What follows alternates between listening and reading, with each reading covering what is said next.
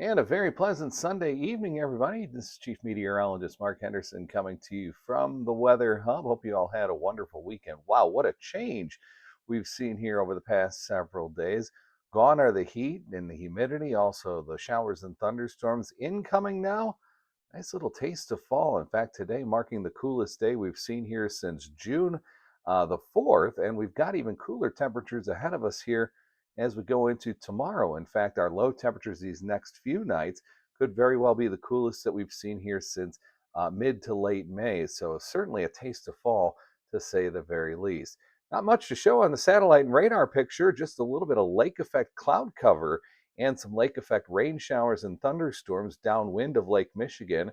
That cool air coming straight out of Canada is traveling straight over those warm ocean or warm lake waters, rather, and that is developing some scattered showers and even some thunderstorms downwind into western portions of the state of Michigan. So let's take a look ahead at what we can expect here moving forward. We'll start things off here at about 7 o'clock tomorrow morning. Still have that lake effect activity going. Notice here we'll have very, very light winds. They'll still be out of the northwest. Those light winds will allow our temperatures to cool very, very quickly overnight tonight. An abundance of sunshine is expected once again here tomorrow, but much as was the case here on this Sunday, I do expect there to be a field of fair weather cumulus clouds that will develop here into the afternoon, kind of scattered in coverage, and at times they look like they could be rainfall producers. And I won't completely shut the door on that, but reality is our atmosphere is going to be so dry. I'm not anticipating any sort of significant precipitation outside of maybe, just maybe, a sprinkle or two. If that were to happen, I think that would be in the 3, 4, 5 o'clock range. But as you can notice, our precision cast model says not so fast. As we go into the nighttime, whatever clouds that we do hold on to will be quick to dissipate, as has been the case here today, which will lead to a clear, cool, quiet night. In fact, the low temperatures tomorrow night are likely to go all the way down into the middle 40s, while overnight tonight and into early tomorrow morning, we'll likely see upper 40s. Fast forward then into our Tuesday, much of the same, just kind of rinse and repeat.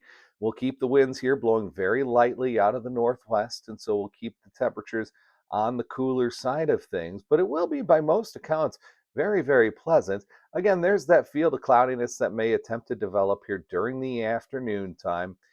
Not expected to be significant in any way, but you see there a couple of little sprinkles, not entirely to be ruled out. And that's going to kind of be the case here pretty much every day here for the next 2 or 3 days. By the time we get toward Thursday, we start to warm up. Eventually, the wind starts to shift back to the southwest, and we lose that instability cloud cover. But as far as look at this here, precipitation over the course of the coming week. Let's turn all this other nonsense off so we can just give you kind of a sense of just how quiet a week we're looking at here. We are looking at a remarkably quiet next several days. We're going to turn on total precipitation here. So this is between now and 1 o'clock on Tuesday. So as you would expect, really nothing of any sort going on here. But this takes us all the way up for the next 5 days, and it shows minimal precipitation. There you do see a little strip of blue, basically extending from southeastern Minnesota straight through the Chicago metro area. If there was to be precipitation in the coming 5 days, it would likely be in the form of a couple of showers sometime either late Thursday or Thursday night, as a very weak cold front does pass through the region. Aside from that, we are looking at remarkably, remarkably quiet conditions. In fact, why don't we bring up the 7 day forecast, shall we? And here it is. We're looking at a high of 70 degrees tomorrow, down to 46 though tomorrow night. 46, yes, indeed. This is apple orchard weather, I would say. 72 then for us on Tuesday. Once again, down to 46 at night. And then a quartet of 75s Wednesday, Thursday, Friday, and Saturday. Should be great for the Rockton River Market for a third straight Wednesday.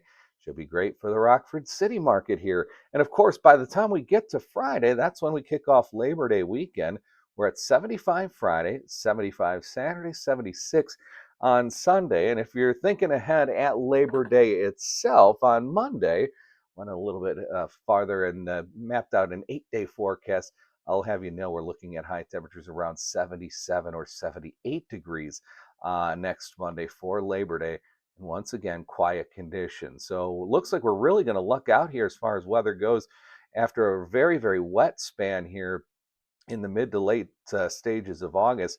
We're going to close August on a very, very quiet note, and we'll start September similarly quiet. And more importantly than anything else, the air conditioners getting a much needed break.